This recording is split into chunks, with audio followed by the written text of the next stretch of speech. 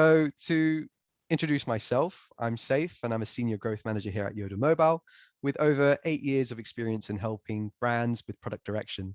Moving on to Yodel and Next Level and how we came to work together. In December 2020, we announced the launch of our Black Founders Initiative, where we internally deliberated on how our service offering could have an impact in terms of equity initiatives that would support Black-led companies in the mobile space. Our goal ultimately was to use our expertise to increase real opportunities and encourage a more diverse business landscape. And as a result of the Tech for Black Founders program, we partnered with Next Level, a functional primal workout app for modern people. And where we at Yodel fit in was to provide consultative support ahead of the app's launch. But I do feel like this is a great segue for you to introduce yourselves and, of course, your app, Next Level Fitness. Thank you so much, Saif. So we are Next Level. So this is a mobile fitness app. My name is Maya. My husband, Joshua. Yes, I'm the husband. My name's Joshua. Like I said, we both co-founded Next Level. I head up more of sort of like the UI UX sort of design. I obviously design everything myself, and obviously we have a team of developers abroad that we actually work with to go forward and develop. So yeah. Yep, exactly. So Next Level, Saif's already kind of touched on what it is, but just to briefly explain, it's a mobile fitness app that specializes in body weight training, but we actually use very creative exercises, such as primal movements, and we combine it into a very HIIT Tabata form training.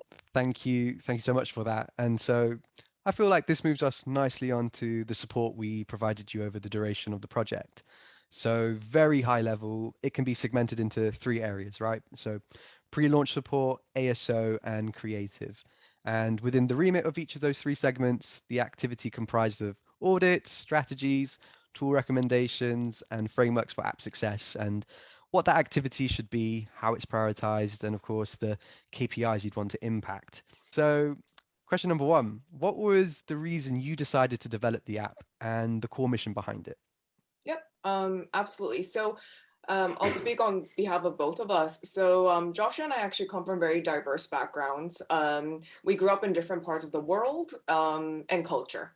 Now, having said that, though, the one thing that we did share as a common value between the two of us was we felt that, you know, our value and purpose in life is to unlock our own potential. And with that, we hope that these sort of exercises and being able to build your own resilience will make you unlock that next level of potential for yourself. And this is where the title, the name of the app came, Next Level, because we believe that everyone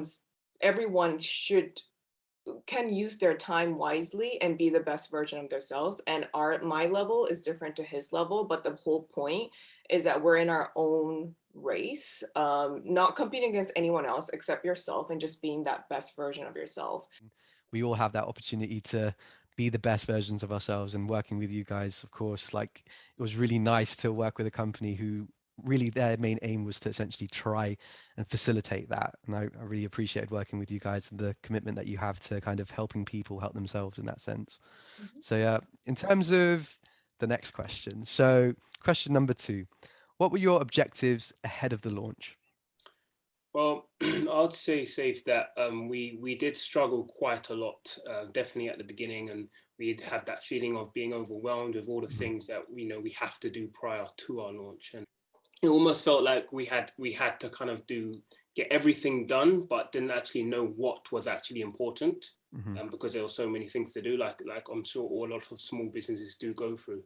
And obviously we to compare ourselves with the sort of big players, it kind of it's very easy for us to feel like we're just these small players against the big corporations and the big competitors that are already out there. Working with you guys and with yourself and Megan, we kind of felt that we were very hyper focused on the wrong things and all the small details, and it was causing a lot of delay. So obviously after working with you guys, it kind of helped us understand that we really need to hone in on sort of like the app store optimizations of both Android and iOS, and or integrating these analytical tools into the actual app and into the servers and stuff like that. So I felt that these were the things that we really need to really hone in on and focus our attention on these objectives before actually launching. No, that's great to hear, and I'm glad that we helped and facilitate that in the sense of us helping you kind of prioritize that activity, right? Like there's 101 things you can do to optimize your app, but what will have the most impact, and how do you measure that impact, and the KPIs that we sort of set forth in terms of, I guess, the North Star metric, for instance. And so, yeah, I'm glad that you guys took that on board and you're running with it in that sense. But yeah, cool. I mean, that leads us on to our third question. So question number 3. What app marketing challenges have you been working through over the past 3 to 4 months?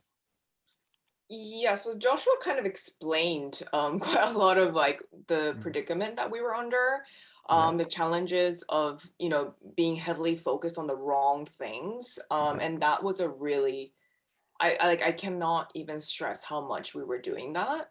Mm-hmm. And it is so easy for us to just feel so overwhelmed so easily, just trying to emulate what the big dogs are doing. And Joshua's already said that, but like we honestly cannot thank Yodel enough for kind of saving us from these kind of self-inflicted challenges that we were creating. I mean, of course, challenges are there, but at the same time, it was very much like we realized we really need to pick our battles and being realistic about who we are. And we are just 2 people and we are just starting off.